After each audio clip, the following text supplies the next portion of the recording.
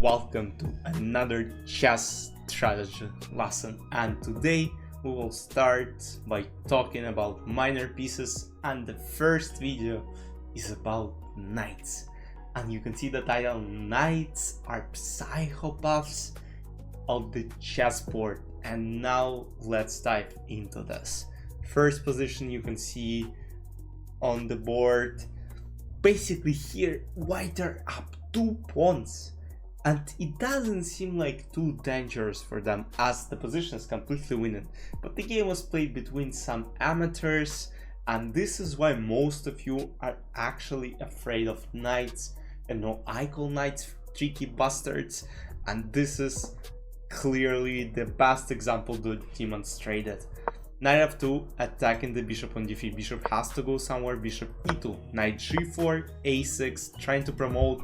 And at this point, it seems like, alright, probably black should just resign. Pawn is unstoppable. But after knight e5, takes the pawn.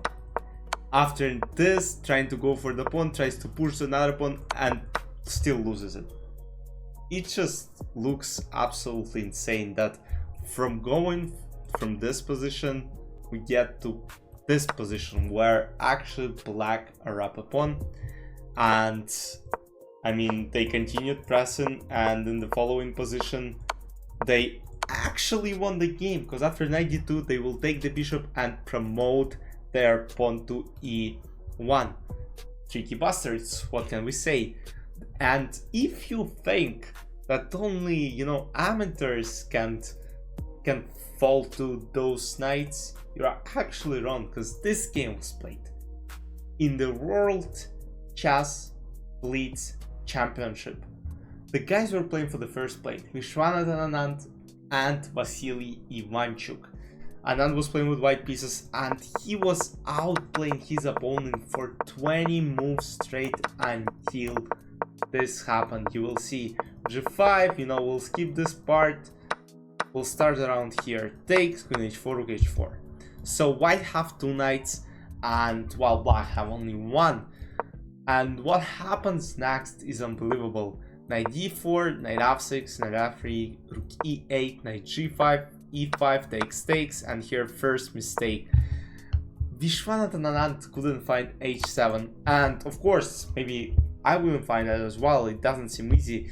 Basically, the idea is, alright, king h8, rook f1 is actually easy to find, but I think that he missed, he probably missed it, that after king g7, he actually has this brilliant knight e6 move, because basically, if f takes e6, knight e6, can't take the knight because h8 promotion and white win the game. After knight f3, knight h5, brilliant move, taking f4 square under control, and after rook g1, king h8, knight h3, bishop c8, threatening the knight, knight f2, knight f4, bishop plays knight e5. And knight e5 is played with the idea that after rook e5, bishop would have taken, right? But no, as we said before, tricky bastards. Knight e2, attacking the rook on g1, and basically threaten the knight. If rook goes anywhere and not attack knight on e2, black will be just up a piece. But what happens is rook e1 is played, but now knight d4, and the idea this knight is still under attack, and if it goes, it can go to a3 obviously. And what happened in the game, knight g4, and now this basically threatening 2 rooks at the same time. White are lost, they are losing the rook. Of course, Bishop tries to play knight f6, trying to attack the rook himself. Rook d8, doesn't even care, and after knight d5, rook b7, beautiful finish, and Ivanchuk won that game. And let's dive more into the knight's advantages.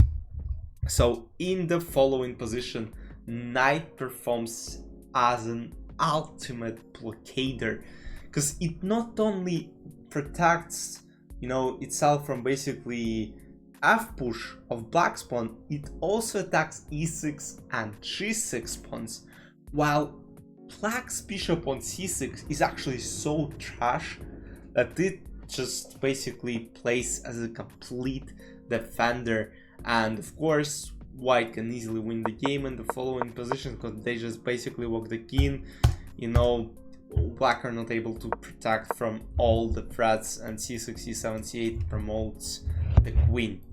The next position actually is very interesting because here it will take the knight a minimum, 4 moves to attack the distant pawn on a6, like knight g4, knight e5, knight d3, knight c5, while bishop needs only 2 moves, basically knight g4, knight e5, knight d3, knight c5, knight a6, while bishop needs only 2. That's why, on distance positions bishop will have an advantage. And now here knights are masters of closed positions because knights can attack both light and dark squares. Look at these positions. Black to play, they played a5, doesn't matter if even if pawns were absolutely opposite, white's knight is able to attack those dark squares by playing knight d3 and basically starts picking up the pawns. a4 takes, bishop d7, knight c5. Again, masters of close positions. What can we say? In next few positions we will actually analyze knights based on their location on the board. So in the following position, black has 2 bishops, but white has a leading development and more central space. The knight on f1 is giving h2 firm support, while the knight on c3 puts pressure on d5 and gives support basically for e4 push, which adds to white's space and increases the pressure against d5. And it was white's to move, they would play e4 and have some advantage. The following position is demonstrating the knight's power on 4th rank.